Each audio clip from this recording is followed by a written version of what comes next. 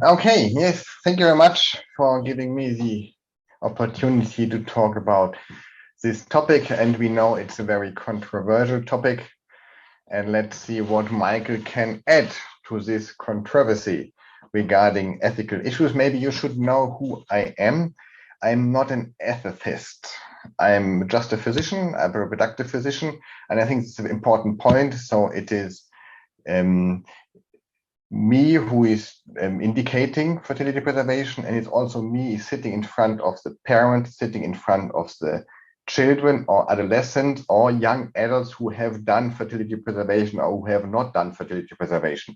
So I would like to try to address this topic from the point of view as a reproductive physician. That's very important, not as an ethicist. Okay, first of all, I will have a few references from this book just to let you know where it comes from, in case you cannot find it in PubMed. This is our agenda. We will talk about oncological diseases in children, giving a short overview. We can talk about data about gonadotoxic treatment-induced infertility, options for fertility preservation, the ethical dilemma, and what is the solution. So I will not repeat what has already been said. I will just build it up to end with a certain message, which can be used or which can be rejected. You will see. First of all, we do know this kind of slide. So we know that the cancer survival in children has tremendously increased from 20 to about 80, 90%, which are very good news. So many children do survive, and that's why we do have to take care of life quality, including infertility. I think we all agree with that. What else we do know is that cancer is mainly a topic of elder women. These are males, these are females.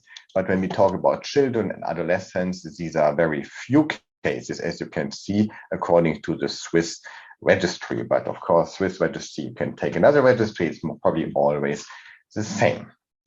So when you look into a bit more detail with details regarding this issue, then you can see here the incidences, which incidents are always a bit difficult, of cancer in children and adolescents. So that's why I use these numbers. These are the real cases in males and real cases in females, in children and adolescents.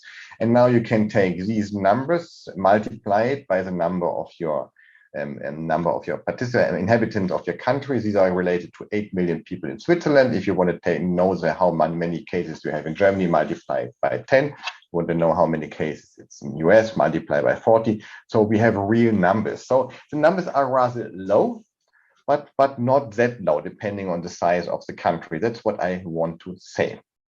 But I think we should go even deeper into this topic, and let's have a look what kind of diseases are affected, because it always plays a very important role when we talk about ethics. We already saw a slide from Kirsten, but again, this is more or less confirmed what she said, that we have in children up to the age of adolescency, we have more or less bones, joints, a few cases, which can be treated quite well because there are no death cases. We have the nervous system, but which is difficultly treated, as you can see, quite a few cases of death, but it is relevant. Then we have leukemia, more or less well-treated, Hodgkin's lymphoma, more well-treated, non-Hodgkin's lymphoma, well-treated, because 0 death. So these are the main diseases we talk about in children and adolescents. Bones, leukemia, Hodgkin's lymphoma, non-Hodgkin's lymphoma, and nervous system. And we have different chances for the children to survive. In females, these are in males. This is in females. It's exactly the same. So you can. In children, it doesn't make a difference whether it's male or females regarding these kind of types of cancer.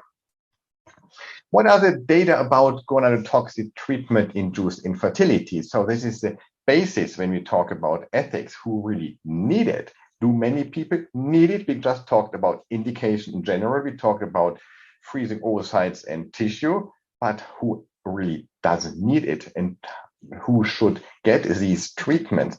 Should we offer this treatment to less or to more women? I think that's a very important topic.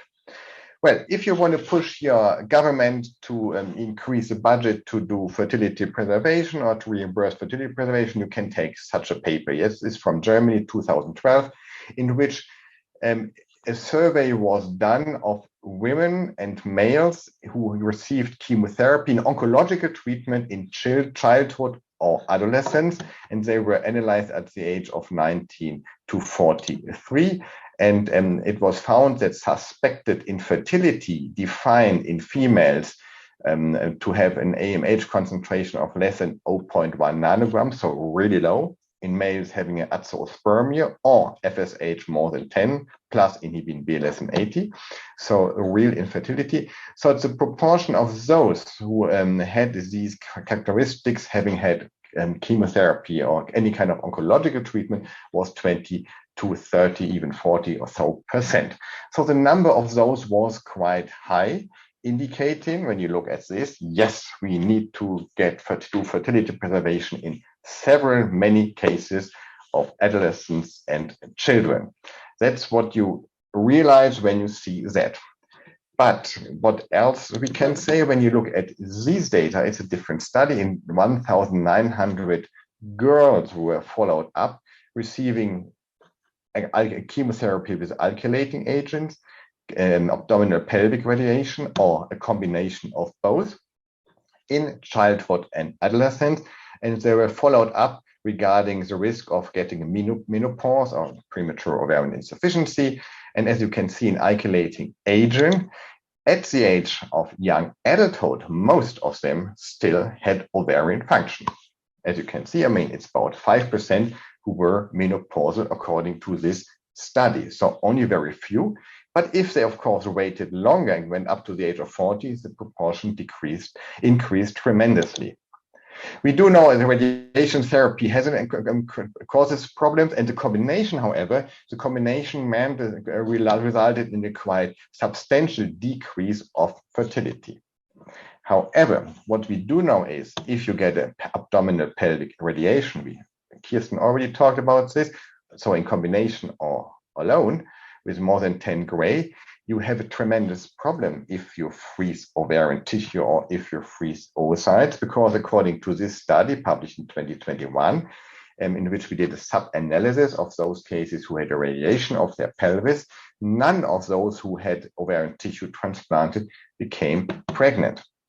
So, and all these cases shown in this paper had been summarized in another study, as I showed just before, resulting in 25–30% of cases having suspected infertility. But when you really look at this, these cases require fertility preservation because these cases still have a good uterus.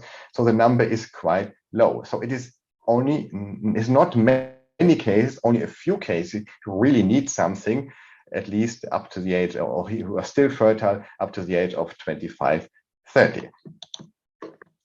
This is in line with these guidelines. There's another guideline. This is the German guideline, German-Swiss-Austrian guideline, which says the same, that only those who are older at the age of 12 and more, so let's say post-puberty, they have a risk of becoming infertile, and in these cases it might be useful to do fertility preservation. But they also say that the therapy-related factors with infertility is radiation, and as I said, if you have a high radiation, high doses of pelvic radiation, you should possibly not do anything because they cannot get pregnant. And Kirsten also already said that it's very much dependent on the dosage. What I want to show is when the girls are young and 0–10 years, then you can give them a high dosage of radiation and they still having functioning ovaries. So the ovaries are more resistant. And down here you can see the radiation dosage, which leads to infertility due to the radiated uterus. And if you have 25 gray or more, they shouldn't get pregnant at all. 12 gray is already getting difficult. So what I want to say is we have a low number of children and adolescents who really need fertility preservation, or really need freezing of something, because the risk of becoming infertile in young adulthood is very limited. So what are the options for fertility preservation? We already heard about this, and this is just my point of view. That's the option we have in children and adolescents. In children, it's tissue freezing, nothing else, and maybe oocyte freezing. But you can imagine if you're a 15 years old girl, do an ovarian stimulation, she hadn't had intercourse yet. So it's ethically a very difficult topic. But of course, in some cases, 16, 17, you might be able to do a kind of a stimulation, and we just heard about it. It's possible, but of course, it also has some disadvantages. I just want to say, if we talk about children, adolescents, it's mainly ovarian tissue freezing. However, we know tissue freezing in prepubertal girls, it is still experimental. We don't know how well it works. And it's highly experimental in girls with blood-borne malignant diseases like leukemia. And we know that this is technology which requires removal of substantial amounts of ovarian tissue. We already heard about this. One whole ovary in children, but of course, technically it's difficult to take 50% of an ovary out or to do biopsies. What reduces the in vivo fertility reserve? And what reduces the potential to freeze oocytes in young adults? So even though tissue works well, we have to keep in mind that it helps the patient, but it also possibly does harm. I think that's a dilemma we have. Furthermore, those diseases in which fertility preservation is most relevant, such as leukemia, surgery can be dangerous, putting the child at risk for a procedure which still has an unknown success rate. I mean, there's a broad range of diseases, broad range of situations, but we know these children having a lower platelet count, etc., and then it is risky. Not that risky, but it is risky, and all this also needs to be taken into account when we think ethically about fertility preservation. So we do have an ethical dilemma, and this ethical dilemma is also shown and described by this diagram or this figure which I tried to create. So as high as the necessity is to perform fertility preservation, as low as the efficacy and safety of the fertility preservation can be. Not in all cases, but in many cases, we know this problem. We have this in breast cancer, as old as they are, as low a number the oocytes, lower as the number of oocytes is, but here, as strong as the chemotherapy is expected, as sick as the patient might be, the girl might be, which needs operation, surgery, etc. So this is also a dilemma we have. And we have another dilemma. Parents have to decide in the name of their children based on their own attitudes, the parents' attitudes, and the attitudes of their age generation. So they have to decide what the child might think 20, 30 years later. However, attitudes of young people regarding own children and genetically owned children has changed. We know that 30 years ago, everything was quite conservative. There was not much we could do. But nowadays, I mean, the life has become so colorful. I mean, you know that oocyte donation, sperm donation, transgender, and patchwork families. So maybe these children will possibly say, who cares? Give me an oocyte, give me sperm donation, and I don't need it. Maybe these children wouldn't like to get an ovary removed. We just don't know. I just want to say this is a kind of ethical dilemma we have, that the child cannot decide itself. So what is the solution? Of course, I do not have a solution. Yes, I just have thoughts, and you can think of these thoughts, and maybe you adapt these thoughts, or maybe you reject them. It is just one perspective which I can present here. I think what we definitely need, and you will all agree, we need approaches to treat effectively those who are at need and do not harm by treating those with low infertility risk. And what you also definitely agree with me is that we need to improve ovarian tissue freezing and transplantation technologies for children, for women with leukemia. I think this needs to be improved, further improved. I mean, we have already achieved very much, but it needs to be further improved.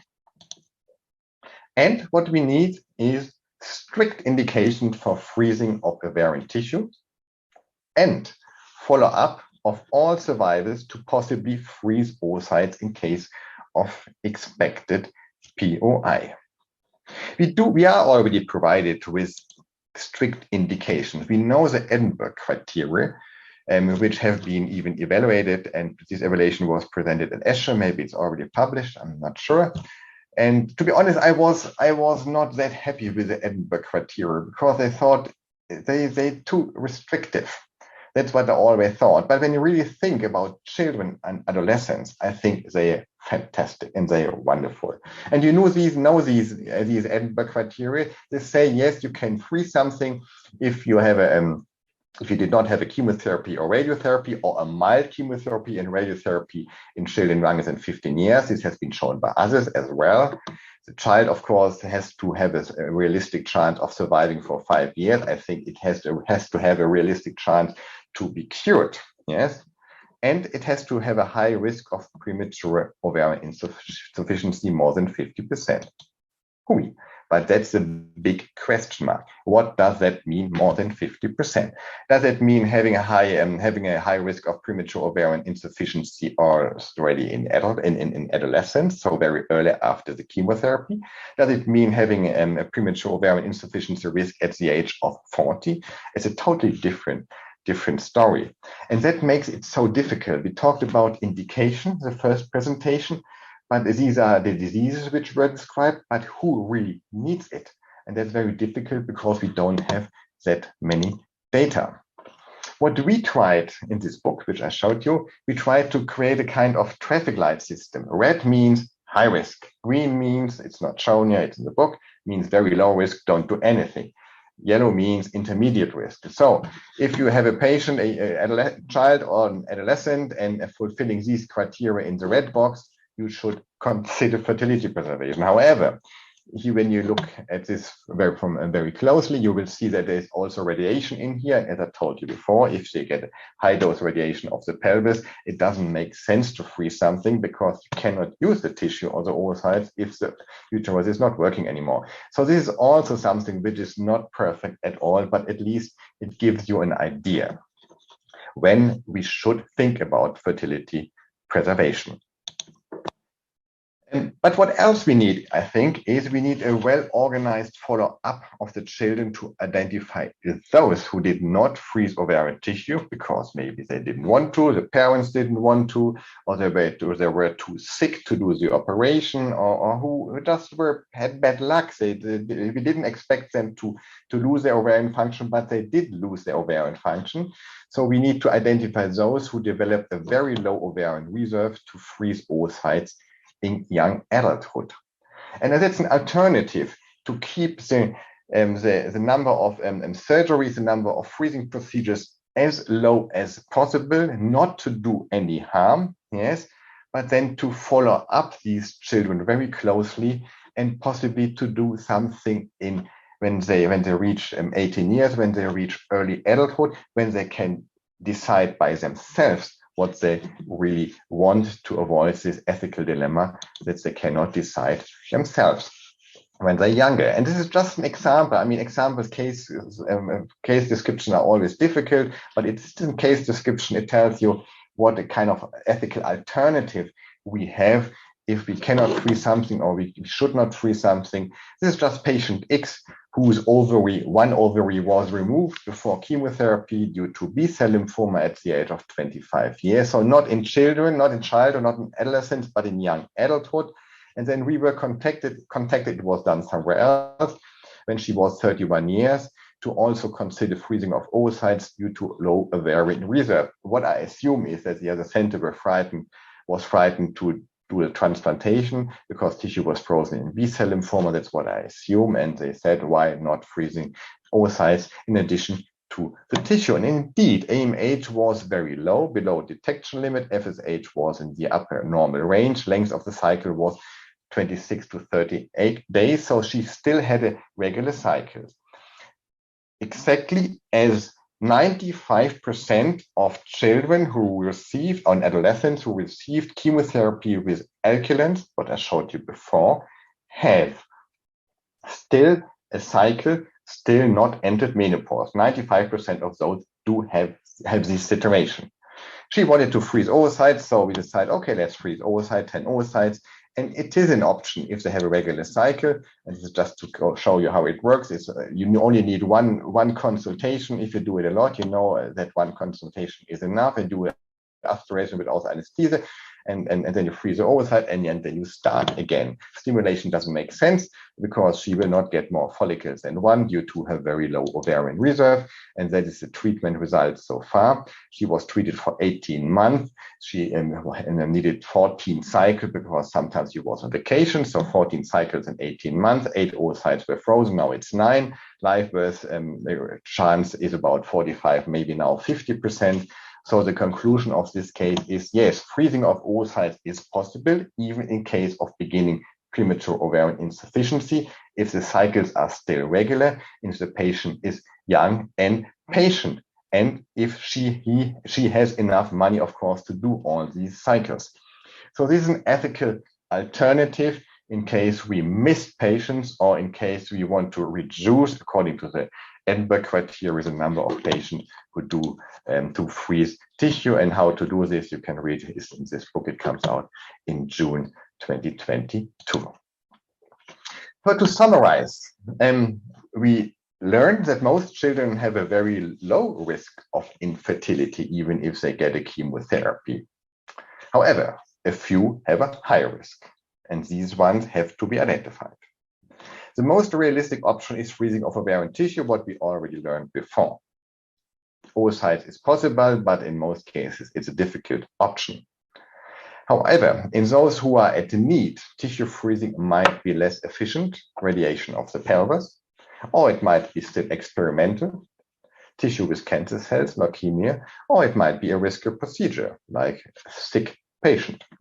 So this ethical dilemma needs to be overcome, possibly by strict indication for tissue freezing and Edinburgh criteria, really to stick to the Edinburgh criteria, and to follow up the adolescents and adolescents up to the adult age, to possibly freeze oocytes in case of expected POI, because this could also overcome the dilemma that the child itself is not able to decide whether she wants to take wants to be taken one ovary out or not.